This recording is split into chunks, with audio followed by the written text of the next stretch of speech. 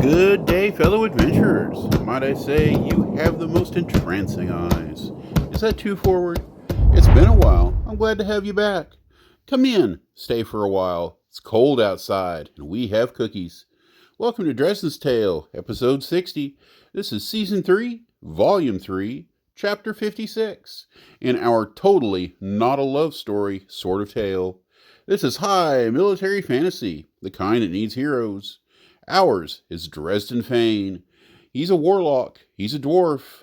He's fine without a woman, and probably better off that way.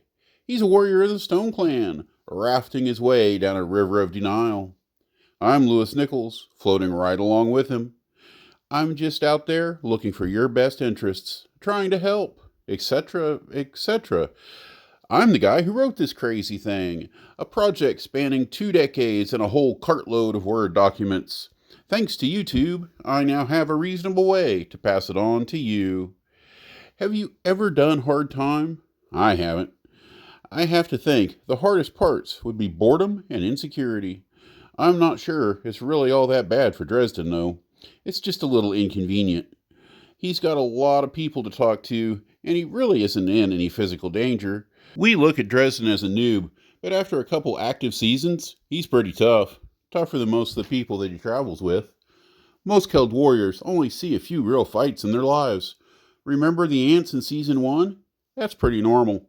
It's near home and relatively low investment.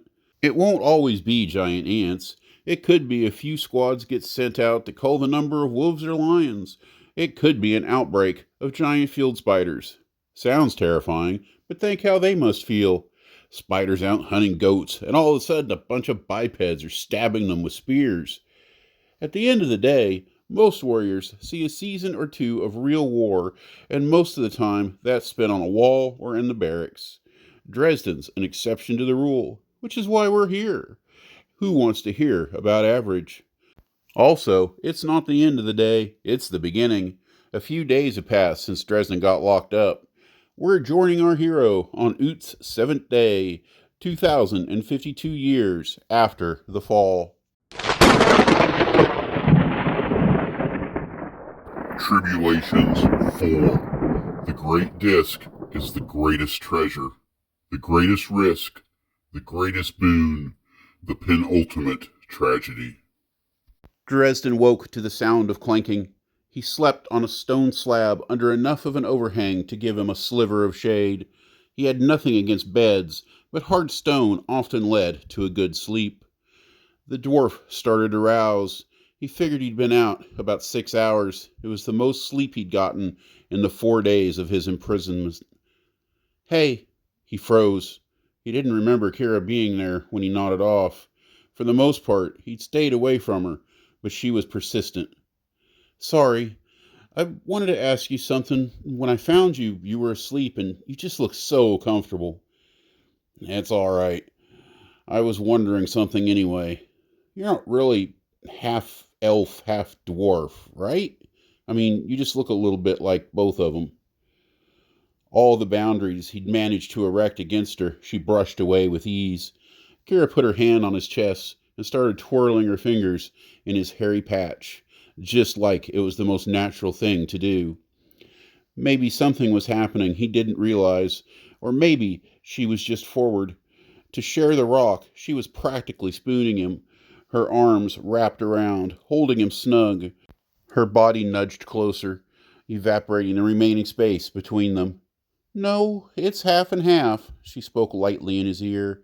I know it seems weird, but a dwarf and an elf having a child makes an elf. I've seen it, even though the elves where I'm from tend to leave us alone like that.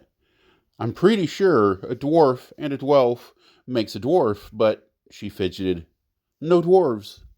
He was going to have to make another escape. Her hand made it down to his belly button. He jerked away, and she tried to kiss him, but he banged his head against the stone. Kira frowned in his attempted evasion and kissed him anyway. He didn't fight as much as he could have, her sharp lips scraping against his, her tongue forcing itself through the breach. Her hand. There's too many people. He forced his way out of the trap. Sure enough, there were a number of detainees who could have been watching them. They were definitely watching now. She grunted. I thought you were Stone Clan. I thought you were Campbell. I told you I wasn't, she stormed off. It's just, it didn't matter what he said. She was already gone. He grumbled to himself for a while, mostly about his own stupidity. He could have probably found something to eat, but skipped the idea. It would only be another 6 or 7 hours until lunch. Instead, he grabbed some tools and went to work. Seems like she's into you. She calls herself a Dwelf? One of the prisoners butted in. Dresden wanted to ignore him. Yeah. She's pretty, I suppose. Red hair, nice body, boobs like a dwarf and nips like an elf. You don't have to marry her, right? Or maybe you've got a daddy somewhere that'll slap you around if you stray. Dresden looked at the guy. You don't have to talk to me. It might be safer if you don't. Of course the man was right, except for that last part. Kira hadn't said anything about plans. She was just attracted to him, and, well, he was attracted to her. You think the arrow will come? The prisoner tried changing the subject. Why wouldn't he? He'll have an army. Dresden looked at the human, sizing him up. Would a spy really be so obvious? Or someone so innocently stupid with questions like that? I don't know anything about it. Kira is a warrior, a skilled stoneworker. She'll be better off without me, and we'll be better off without Mott. Now fuck off. He set a goal of freeing 2 100-pound blocks before taking a break. Lost in the act, it didn't feel like it took so long, but eventually his stomach was empty to the point of discomfort. When he got up out of the pit, he saw Kira at the fence line talking to Grace and his friends. He ignored them and went to see what was left to eat. It seems like I always do the wrong thing. He almost dropped his water cup at the sound of her voice. He sat on a wide broken stone to steady himself. He took another long breath. I guess we both do. Kira, you're a warrior and stonemason, a damn good one from what I've seen. I'm glad we've gotten to know each other. She smiled and bounced on her heels. Me too. What did they have to say? Are they leaving us yet? No, they would never leave you. She sat close beside him. Apparently, no one is leaving. We're all one big fighting team now. A doomed clan human, my commander, is in charge. We're about 20 altogether. That's good, I guess. She nodded. It's exciting. 20 is a good number. We have everything we need personnel-wise, if we ever even get out of here. They need you as a warlock. Who's Maxine Sands Stone? He looked at her in the eye for a long second. Stone Clan champion in Parncilia. She served Einfar, and now she serves Buck. She's here. We're all under her overall command. Shit, that's something. He tried to process the information. She's a living legend. A lot of that going around. She reached out for his knee, then changed her mind. There I go again. I just can't keep my hands off of you. They looked at each other for what seemed like an hour. It's not so bad, Dresden finally admitted, unintentionally prompting her to put her hand on his knee and leave it. You want to join a PM, you said. She didn't rush, but didn't wait for him to answer either. I want to be an engineer. I can't get that kind of training where I'm from. So, how hard is it to become Stone Clan? Dresden didn't know for sure. It can't be that hard. Ralph did it. Of course, now he wants out.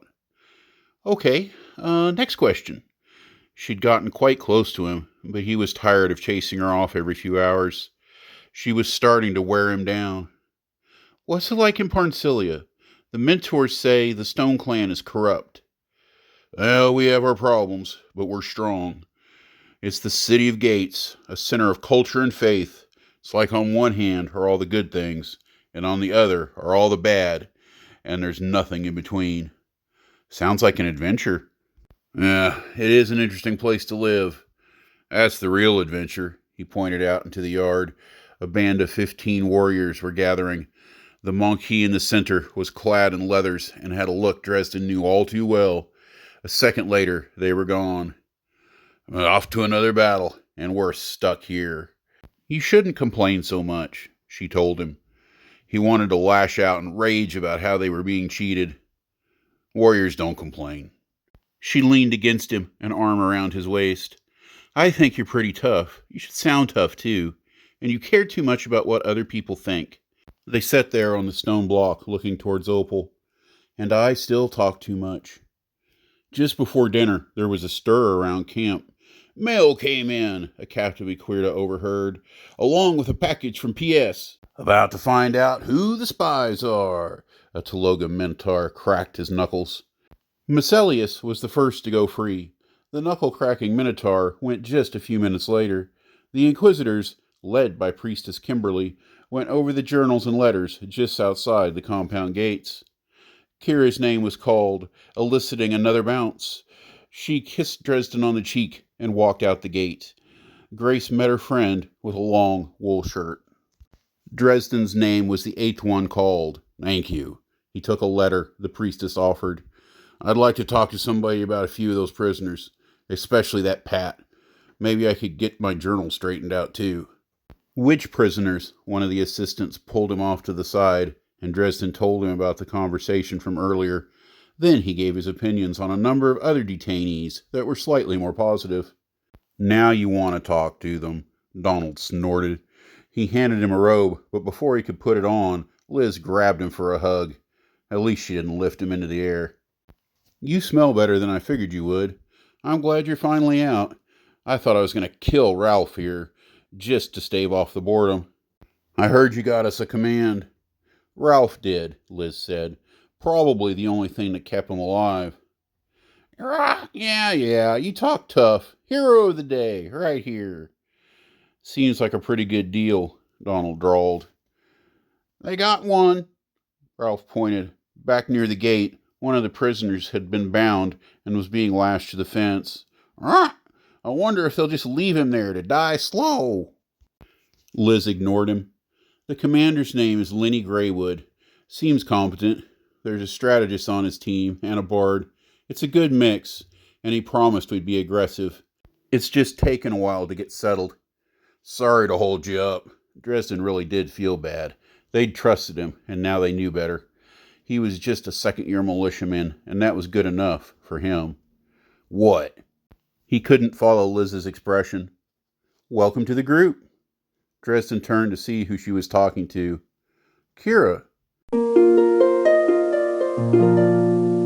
She had changed into light leathers and wore a broadsword on her hip. I want to show you something. She reached for his hand and led him towards the camp. There's a lot about the clans that I don't know, and I don't mean to be a burden, but I really think you have a good way of explaining things. I'm hoping that we can spend a lot of time together. I want to know all about Parncilia and your clan and the other clans. I want to hear all your stories. She pulled him into a big tent. A human would have had to stoop, but 3 could easily sleep on the piles of furs and blankets. She got close and kissed him. Her face turned serious. Please don't stop me, Dresden. I don't think I could bear it if you told me no just one more time. Okay, fine. So there's a little bit of a romance going on. Little teeny tiny bit, hardly worth mentioning. Now maybe it's something, and maybe it's not.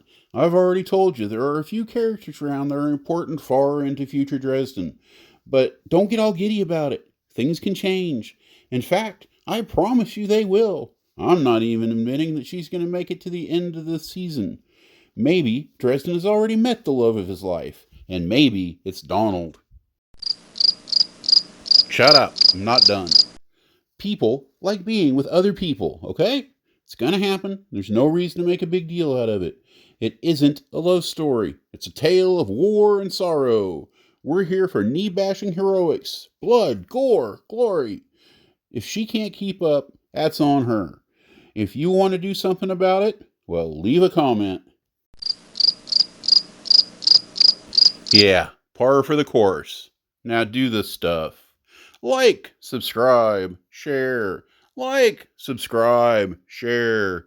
Leave a comment. Visit my fiction on Amazon for Kindle. You can even leave a review. Most importantly, y'all remember to have a great day. See you next time. Cheers.